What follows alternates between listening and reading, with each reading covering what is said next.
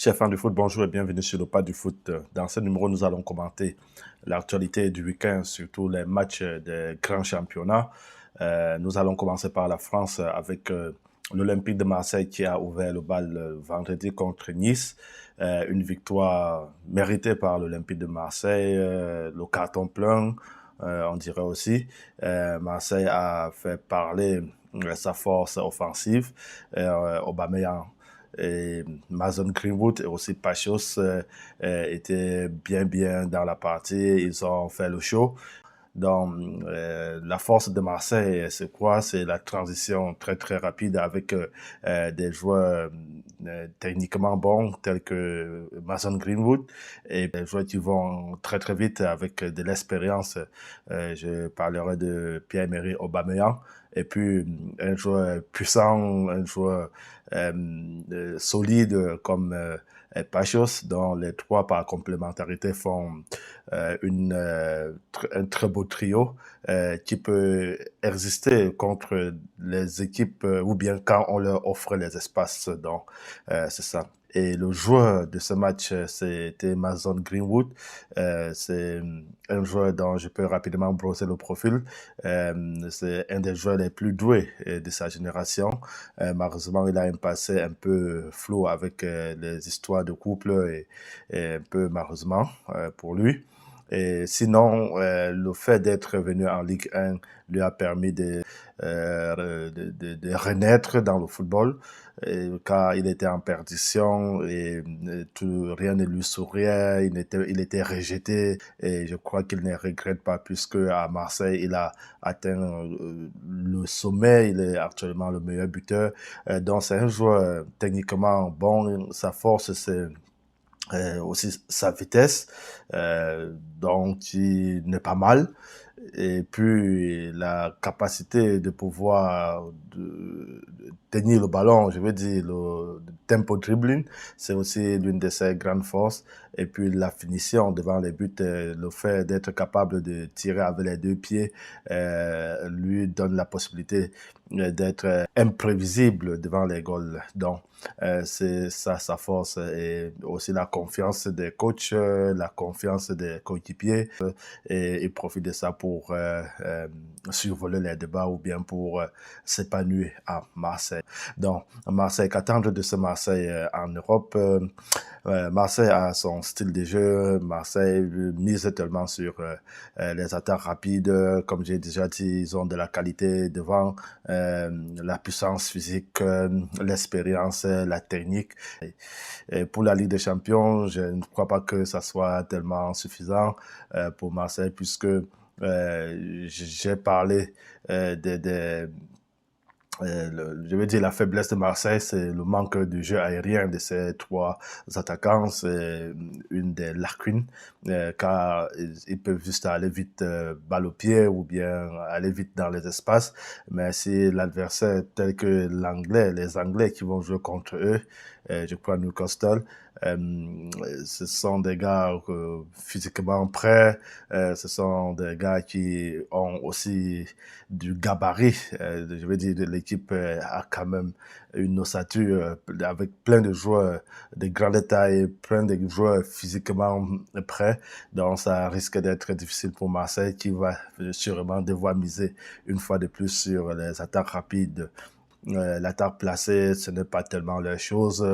Et puis, le jeu aérien, c'est aussi très compliqué pour eux, sauf s'ils font ça à partir des coups de pied arrêtés. Et sinon, je ne suis pas très optimiste en ce qui concerne le match contre Newcastle. Bon, on ne sait jamais. Il faut juste se battre, Marseille. Vous avez de l'expérience en Europe. Et puis le naturel candidat au titre, le Paris Saint-Germain, qui accueillait le Havre, un beau match. Le Havre n'a jamais manifesté le complexe d'infériorité en ce qui concerne la qualité. Et donc, ils se sont donnés à fond, ils ont fait avec leur qualité, ils ont poussé même la défense du Paris Saint-Germain au bord de sa limite. Et donc, c'était un beau match. Et Paris a puiser dans son réservoir de talent pour faire la différence. Paris fait une saison en dents de scie, je dirais, puisque ce ne sont pas les vrais résultats du Paris Saint-Germain qu'on connaît, mais il fallait s'y attendre puisque, comme je répète encore, la victoire de la Ligue des Champions leur a coûté tellement d'énergie, donc physiquement, ils sont à bout, et sans compter aussi les blessures dues peut-être aux fautes d'adversaires dont je fais allusion à Hakimi. Ça sera une saison assez difficile pour eux. S'ils ont la chance que peut-être en janvier, ils parviennent à récupérer, à partir de février, pardon, s'ils ont la chance, c'est qu'à partir de février, ils parviennent à récupérer petit à petit tous les joueurs de l'infirmerie pour reconstruire une équipe qui puisse se battre pour les matchs décisifs de la Ligue des Champions. Mais si en cette période, ils sont toujours en galère, c'est que ça risque de plomber toute leur saison dans son intégralité. Donc, ce ne sera pas une saison facile pour le Paris Saint-Germain. Quant au match de la Ligue des Champions contre Tottenham, ça se joue à domicile. C'est un grand avantage pour le Paris Saint-Germain. Et Tottenham a de la qualité, mais n'est pas aussi un rouleau compresseur comme le Bayern. Donc, malgré les absences conjuguées d'Hakimi, Dembélé, Désiré Doué, le Paris Saint-Germain a quand même, malgré tout, de la qualité pour faire la différence à domicile, donc prendre les 3 points. Mais attention, attention, car Tottenham a aussi de la qualité dans son effectif. Quant aux autres équipes de la Ligue 1, c'était la déception une fois de plus de la part de Monaco. Et puis Lyon aussi qui a déçu avec le 0 but partout, c'est insuffisant. La bonne opération vient de Lens qui est venu à bout de Lille avec un score d'un but à 0. Donc, cela permet à cette équipe lensoise de rester dans le trio avec 28 points, tellement beaucoup important pour la suite de la saison.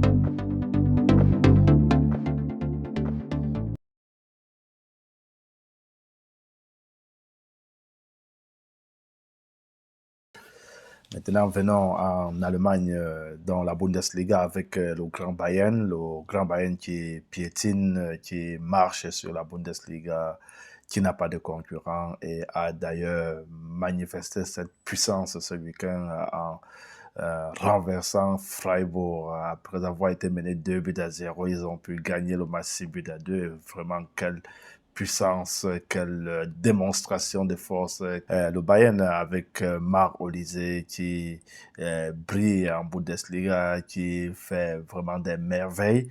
Ils sont venus à bout de cette équipe très très vaillante de Fribourg.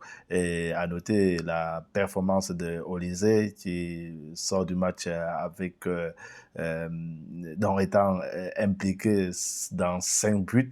Et certes, l'adversaire n'était pas vraiment un monstre, ou bien la défense adverse n'était pas le niveau de la Ligue des Champions, puisque Olise a ses lacunes. Le reproche que j'ai fait à ce joueur très bon, c'est le fait de gâcher des occasions contre les gros.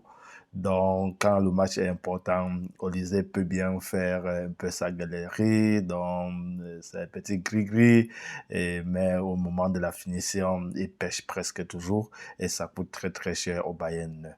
Et l'autre joueur ayant marqué cette rencontre, c'est le jeune Lennart Karl, un jeune de 17 ans ne qui est davantage en train de s'affirmer en Bundesliga, s'affirmer dans cette équipe du Bayern qui ne donne pas autant de chances aux jeunes.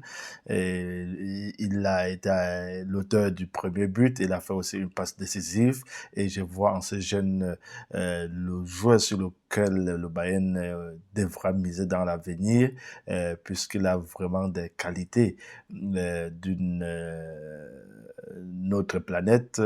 Je l'appelle d'ailleurs le nouveau Ribéry, mais mais un Ribéry vraiment plus doué. Donc, Selena Karl dégage de la gestuelle, il a de la puissance physique, il a de l'adresse, il a de l'audace. Donc, je vois en lui le joueur sur lequel le Bayern devrait miser pour l'avenir.